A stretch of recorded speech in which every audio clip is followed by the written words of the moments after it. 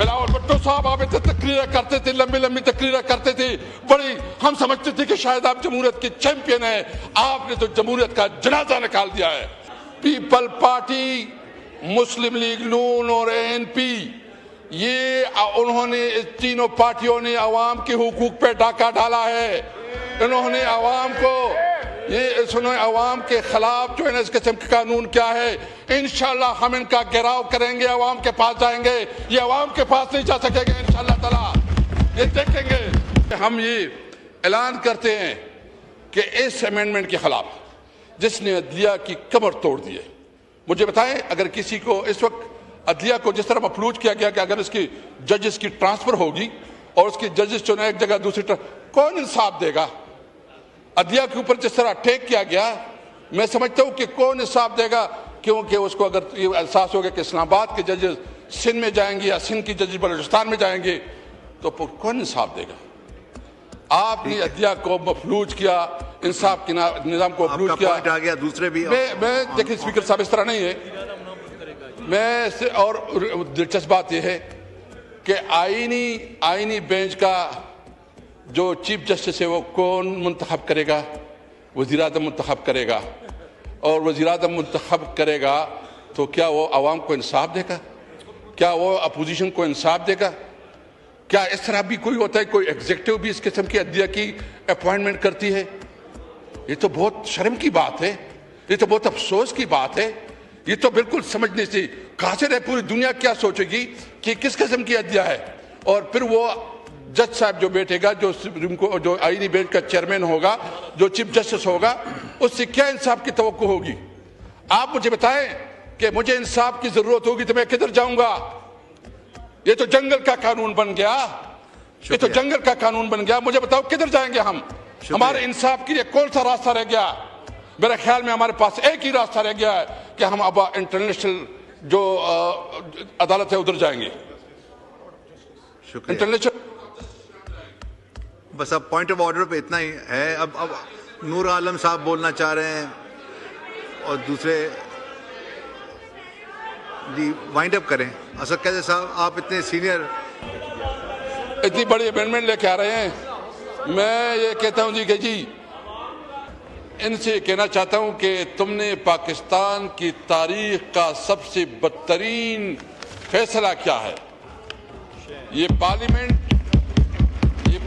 جو اس وقت بیٹھی ہے اور جو اس سائڈ پہ لوگ بیٹھے ہیں, 8 فروری کو عوام کے مینڈیٹ کو زبردستی چھین کر اس ناجائز حکومت کی بنیاد رکھی گئی.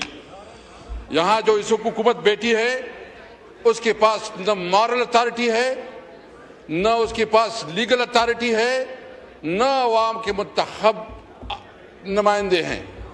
ایک غیر منتخب پارلیمنٹ جس کو عوام نے ووٹ ہی نہیں دیا, جس کو عوام نے منتخب ہی نہیں کیا, وہ کیسے اس قسم کی قانون سازی کر سکتے ہیں؟ یہی تو وجہ ہے. مجھے ایک پوائنٹ بتائے, ایک نقطہ بتائے, ایک نقطہ جس میں عوام کی بلائی ہو, ایک ایسا شک بتائے جو عوام کی ریلیف کے لیے ہو. یہ سارے جو ہے نا ماشاءاللہ پریزیڈنٹ زرداری صاحب کو جو ہے نا لائف ٹائم امیونٹی ملی, باقی لوگوں کو جو ہے نا ایک مطلب اس کو کلین چٹ مل گیا. کیا یہ عوام کے لیے ہے؟ یہ اسمبلی قانون سازی کرتی ہے, یہ ایلیٹ کے لیے کرتی ہے, یہ خاص خواص کے لیے کرتی ہے کہ یہ غریب عوام کے لیے کرتی ہے؟ مجھے تو سمجھ نہیں آ رہی جناب اسپیکر کہ پیپل پارٹی جو اپنے آپ کو ایک بہت بڑی جمہوری پارٹی کہتی ہے, اور پیپل پارٹی کا جو تحفہ تھا جو ذوالفقار علی بھٹو کا, جو کہ ایک بہت بڑا تحفہ تھا 1973 کا آئین, آج اس کے نواسے نے اس آئین کا جنازہ نکال دیا. آج اس کا نواسا کس منہ سے جمہوریت کی بات کرے گا؟ کس منہ سے وہ ملک میں ڈیموکریسی اور قانون اور آئین کی بات کرے گا؟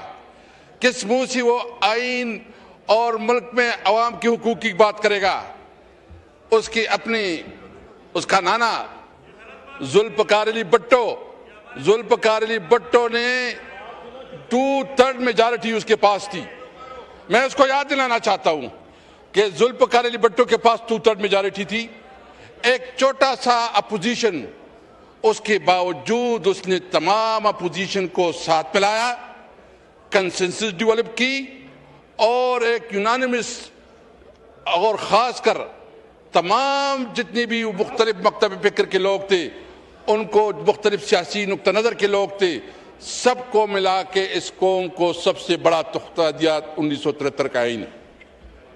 میں پوچھنا چاہتا ہوں بلاول بھٹو صاحب، آپ نے کیا کیا؟ آپ کی پارٹی نے تو ملک کے 1973 کے آئین کی روح کا قتل کیا ہے۔ آپ کے پارٹی، آپ نے اپنے نانا کی جو ایک بہت بڑی کنٹریبیوشن دی، آج اس کنٹریبیوشن کو خاک پہ ملایا۔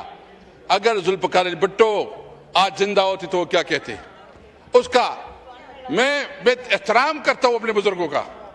میں بینظیر بھٹو شہید، جو اس نے اتنی قربانی دی جمہوریت کے لیے، آج اس آئین کے ذریعے جمہوریت کو دفن کیا گیا، آج جمہوریت کا جنازہ نکال دیا گیا۔ پیپل پارٹی آخر کس منہ سے عوام کے پاس جائے گی؟ ابھی تو انہوں نے یہ ثابت کر دیا کہ یہ عوام کی پارٹی نہیں ہے، یہ خواص کی پارٹی ہے، یہ عوام کی پارٹی نہیں، یہ عوام کے نمائندے نہیں۔ ان کے فیصلے دفتروں میں اور بنگلوں میں اور ایسی ایئر کنڈیشن کاروں میں ہوں گے۔ پیپل پارٹی اپنی اصلیت کھو چکی ہے، پیپل پارٹی نہیں رہی ہے۔ میں سمجھتا ہوں کہ پوری قوم انشاءاللہ اس کے خلاف آواز اٹھائے گی۔ ان کو سندھ میں جو تھوڑا بہت ان کی لاج تھی اور تھوڑی چند سیٹیں جیتی تھی، انشاءاللہ میں سندھ عوام سے امید رکھتا ہوں کہ پیپل پارٹی کو آئندہ ووٹ جمہوریت کے نام پہ جمہوریت کے ساتھ دشمنی ہوگی۔ پیپل پارٹی نے اپنی جمہوریت کا جنازہ نکال دیا ہے، اور مجھے امید ہے کہ سندھ کی عوام انشاءاللہ پیپل پارٹی کو آئندہ بھرپور طریقے سے مسترد کرے گی۔ اب بھی میں سمجھتا ہوں، اور اس کی مجھے افسوس اس بات پہ کہ اس میں ایک دوسری شخصیت خان عبد الولی خان کا بھی بہت بڑا کردار تھا۔ خان عبد الولی خان نے 1973 آئین میں بڑا کردار ادا کیا۔ آج اس کا نواسا بھی ماشاءاللہ اس کو دفن کرنے میں برابر کا شریک رہا۔ پوتا اس کا پوتا جو ہے نا ایمل ولی، میں پوچھنا چاہتا ہوں جو خان عبد الولی خان نے آپ کے لیے ایک تحفہ دیا تھا، ایک کنٹریبیوشن تھی، اس کی جدوجہد کو آپ نے کس طرح جو ہے نا سبوتاش کیا؟ اور آپ کو سوچنا چاہیے تھا کہ اتنا بڑا تحفہ، اتنے بڑا جس میں اتنا بڑا کام ہوا تھا، آپ کی آج کے ووٹ نے اس کو ختم کر دیا۔ جناب اسپیکر، 18 امینڈمنٹ پاس ہوا اس اسمبلی میں۔ 18 امینڈمنٹ کے اوپر 6 گھنٹے ڈیبیٹ ہوئی، لیکن اس کی جو کمیٹی تھی وہ بائی میجارٹی نہیں تھی، بلکہ اس میں تمام پولیٹیکل پارٹیز کے نمائندے تھے، اور وہ کنسنسس سے آئین کی جو امینڈمنٹ ہوئی تھی وہ ہوئی۔ یعنی اس میں یہ فیصلہ نہیں ہے کہ وہ بائی ووٹ یا بائی میجارٹی جو ہے اس کا فیصلہ ہوا۔ 18 امینڈمنٹ جو ہے نا وہ ایک کنسنسس ڈاکومنٹ تھی، اور اس کے اوپر پوری مہینوں ڈیبیٹ ہوئی، کمیٹی میں ڈیبیٹ ہوئی، ڈسکشن ہوئی۔ کیا آئین کی امینڈمنٹ اس طرح ہوتے ہیں کہ اس طرح جو ہے نا آپ سیٹرڈے کو اور پھر سنڈے کو بھی اجلاس بلائیں، جلدی میں کرے، لوگوں کو امیونٹی دیں، عوام کے لیے کوئی سوچ نہ ہو، اور آپ یہ سوچے کہ میں نے جو اپنے آئین کی امینڈمنٹ کی، جو 1973 کا آئین کا جو جنازہ نکالا، وہ بھی آپ نے سیٹرڈے اور سنڈے اور چھٹیوں کے دن کروایا۔ اس لیے، اور ساتھ ساتھ مسلم لیگ نون میاں صاحب ماشاءاللہ انہوں نے میرا خیال 3-4 سال پہلے بہت بڑی کمپین چلائی، اور اس کمپین میں کہا کہ ووٹ کو عزت دو۔ میں رانا صاحب بیٹھے ہیں، میں پوچھنا چاہتا ہوں یہ ووٹ کو عزت ہے؟ اس طرح یہ ووٹ کو عزت دیتے، یہ جس طرح الیکشن کمیشن نے جو خواتین کی سیٹیں جو ہے نا ریوڑیوں کی طرح بانٹے، یہ جو یہاں بیٹھے ہیں ان کو شرم حیا ہوتی ہے کہ یہ کوئی نمائندے ہیں ادھر؟ یہ کس طرح جو اس طرح ادھر ہوتے ہیں کہ بیٹھے ہیں اور تنخواہیں لے رہے ہیں، امراءات لے رہے ہیں، قانون سازی پاس کر رہے ہیں۔ تمہیں تو عوام نے منتخب نہیں، تمہیں مسترد کیا تھا، تم مسترد شدہ لوگ ہو، تم ادھر بیٹھے اور قانون سازی کر رہے ہو۔ اپنی بیویاں اور اپنے بچے بھی تمہیں نمائندے نہیں مانتے۔ اپنی ضمیر بھی کوئی چیز ہوتی ہے کہ نہیں ہوتی؟ ضمیر کو دیکھ آپ کی ضمیر کدھر گیا ہے؟ مجھے افسوس ہے آج اس اسمبلی کو یہ حق حاصل نہیں ہے کہ وہ اس قسم کی امینڈمنٹ کرے۔ اور میاں صاحب کدھر گیا آپ کا ووٹ کو عزت دو؟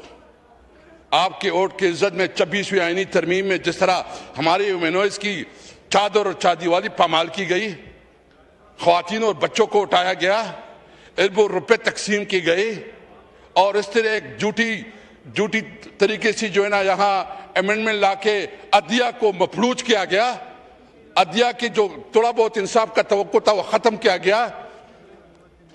میاں صاحب، میں اس لیے ہم سمجھتے تھے کہ آپ ایک بہت بڑے لیڈر ہیں اور شاید آپ خود اپنی سیٹ ہار چکے ہیں اور اس کی وجہ سے آپ اعلان کریں گے کہ میں اس سیٹ پہ نہیں بیٹھوں گا، آپ کی گد بڑھ جاتی، آپ کی عزت بڑھ جاتی۔ یہ حکومت کوئی چیز نہیں ہوتی، اصل میں آپ پہ تاریخ کا آپ کا کردار ہوتا ہے۔ اگر میاں صاحب اعلان کرتے کہ میں ووٹ کو عزت دینے کے لیے سڑکوں پہ نکلا تھا، مجھے ووٹ نہیں ملا، میری بیٹی کو ووٹ نہیں ملا، میرے بھائی کو ووٹ نہیں ملا، عوام کا مسترد، ہم عوام کے مینڈیٹ کو مانتے ہیں، ہم اسمبلی میں نہیں بیٹھتے، تو کیا میاں نواز شریف کی عزت اور توقیر میں اضافہ نہ ہوتا؟ آج میاں صاحب کس لحاظ سے تم حکومت کر رہے ہو، کس حیثیت سے حکومت کر رہے ہو، کس حیثیت سے اس حکومت میں بیٹھے ہو؟ مطلب یہ جو سارا بیانیہ تھا یہ جھوٹ تھا، یہ فریب تھا، یہ فراق تھا، اس کا حقیقت سے کوئی تعلق نہیں تھا۔ اس لیے جی اسد کیسر صاحب کا مائک کھولیں، وائنڈ اپ کریں پلیز۔ جی دیکھیے، میں اس لیے مجھے بہت دکھ ہو رہا ہے، اور اس موقع پہ میں اتنا کہوں گا کہ یہ حکومت ہر لحاظ سے جو کچھ کر رہی ہے انشاءاللہ ان کا احتساب عوام کرے گی۔ جہاں جہاں سے یہ ناجائز طور پر یہ حکومت پہ بیٹھے ہیں اور یہاں اسمبلی میں بیٹھے ہیں اور ان کا یہ خیال ہے، تو انشاءاللہ تعالی عوام سے ہم امید رکھیں گے۔